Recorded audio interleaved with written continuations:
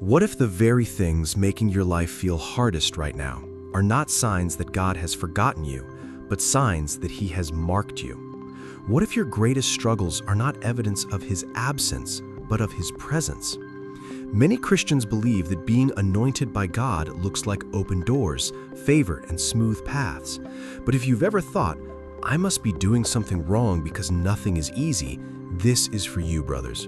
The truth is, anointing often attracts warfare, and most people never connect those two things. That misunderstanding can cause you to abandon the very calling God placed on your life. Why is this more serious than it seems? Because when you misread the signs of your anointing as signs of failure, you stop pressing forward, and a calling abandoned in confusion is one of the quietest tragedies in the kingdom. Some of you feel out of place in every room, like you see things others don't, carry burdens no one asks about, and are misunderstood even by people who love you. The hardest thing to admit is that part of you wonders if being different means something is wrong with you. The weight you carry is not an accident.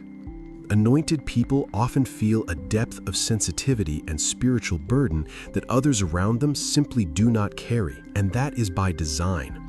Romans 8:28 reminds us that God works all things together for the good of those called according to His purpose, and that purpose requires preparation.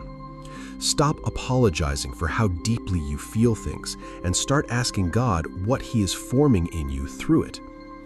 Opposition is confirmation, not contradiction. Hear this: when your life faces unusual resistance, pay close attention, because 2 Corinthians 4:8 tells us we are hard-pressed on every side, but not crushed.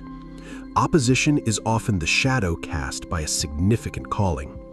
Journal one area of persistent resistance in your life and pray over it as a potential assignment, not an attack. The decision is yours. You can keep calling your anointing a burden, or you can finally accept what God says it is, because settling for confusion will steal the destiny that Jesus already won for you on the cross. If you are willing to trust that God marked you on purpose, write this in the comments: Lord, I receive what you placed in me, and let that be the beginning of your awakening.